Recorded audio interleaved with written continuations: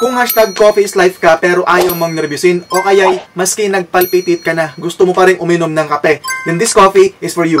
Guys, this is Brew Herbal Coffee which is made from organic herbal ingredients. Kaya marami kang benefits na makukuha dito. Guys, ito nga pala ay gawa sa guyabano, moringa, mangosteen, ganoderma, acai berry, tsaka stevia. Purong natural ingredients guys, kaya sobrang ganda sa katawan ng kape na to.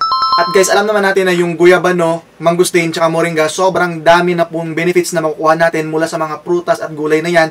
Samahan mo pa ng acai berry, stevia, at tsaka ganoderma. Talagang all-in-one guys sa kape na to, kaya san ka pa. At guys, tuloy yung kape na punong-puno ng benepisyo. Nakakatulong ito guys sa ating digestion. Nakakatulong din ito guys sa pag-control ng ating blood sugar, sa pagpalakas ng ating resistensya. Nakakatulong rin po ito guys para maiwasan natin yung high blood.